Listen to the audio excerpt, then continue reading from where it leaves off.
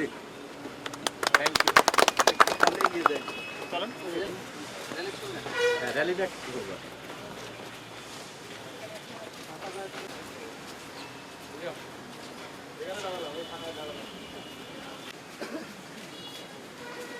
বিশেষ করে এখানে জি স্যার থ্যাংক ইউ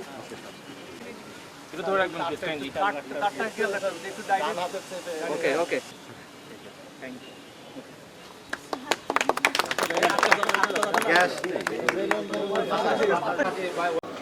আপনি যদি সঠিক মূল্য তারা যাতে পায় সেই বিষয়ে আমরা কী ধরনের কাজ করতে পারি অলরেডি কৃষি কর্মকর্তার সঙ্গে আমার কথা হয়েছে তার এটা চেষ্টা করবে ইনশাল্লাহ এবং আপনাদেরও সহযোগিতা চাই দুই জায়গায় একটা হলো যে উৎপাদন খরচটা তার যাতে কমে এবং হলো হচ্ছে যে সে যাতে সঠিক মূল্য পায় এই দুই জায়গায় অবশ্যই কাজ করার সুযোগ আছে এবং আমরা এটা নিয়ে কাজ করবো ইনশাল্লাহ আপনাদের সকলের সহযোগিতা আপনি হলো হচ্ছে যে খেয়াল করছেন কিনা কৃষি কর্মকর্তা বলছে আমরা একটু বড় জায়গায় করতে চাই সামনের বার এবং হচ্ছে বাচ্চাদেরকে নিয়ে আসতে চাই মনে রাখবেন হলো হচ্ছে যে বাচ্চারা আগামী দিনের ভবিষ্যৎ এবং তারা ফল পছন্দ করে এবং নিউট্রিশন তাদের বেশি দরকার আমরা নেক্সট একটা করতে চাই বড় আকারে এবং সেখানে হলো হচ্ছে যে আপনি যে কথাটা তুলছেন এইটাও আমরা তাদেরকে পরামর্শ দিচ্ছি যে হলো হচ্ছে যে সবাইকে নিয়ে ইনক্লুসিভ একটা প্রোগ্রাম করতে বাচ্চারা বেশি আকারে থাকবে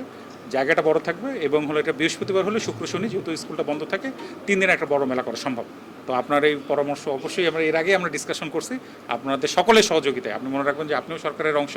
যারা সরকারি কর্মকর্তা তারাও সরকারের অংশ সবাই মিলে আপনার একটা সুন্দর বাংলাদেশ করতে চাই যেটা মাননীয় প্রধানমন্ত্রী বলেন আর কি যে আপনার আগামী 5 থেকে 7 বছরের মধ্যে $1 ট্রিলিয়ন একটা ইকোনমিতে পরিণত করতে চাই সেখানে হলো কৃষি কিন্তু বড় একটা ভূমিকা রাখতে পারে তো কুষ্টিয়াতে অলরেডি যে গ্রীষ্মকালীন তরমুজ ড্রাগন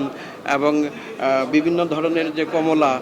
আঙ্গুর এগুলো কিন্তু অলরেডি চাষ শুরু হয়ে গেছে কিন্তু যে বাণিজ্যিক যে বিষয়গুলো বললেন সেগুলো আমরা আমার মনে হয় যে 1-2 বছরের মধ্যে এগুলো আমরা এর সুফল দেখতে পাবো এই যে ভেড়ামারা তারপরে খোকসা এখানে কিন্তু বিভিন্ন রকম কমলার বাগান তৈরি হয়েছে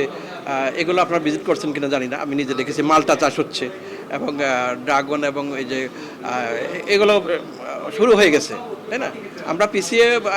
নাই আমরা তবে সাথে সাথে যাওয়ার চেষ্টা করছি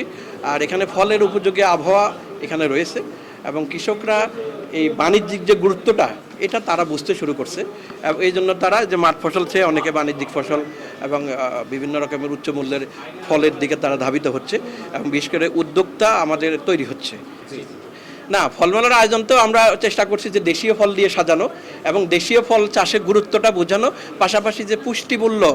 যে যাতে বুঝতে পারে ফলের পুষ্টিমূল্য প্লাস এটা যে প্রক্রিয়াজাতকরণ করার যে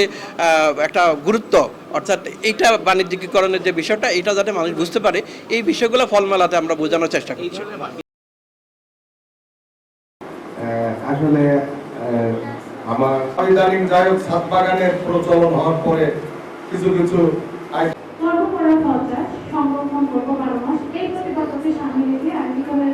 পূরণ করে এটা শহরের মানুষের এটার একটা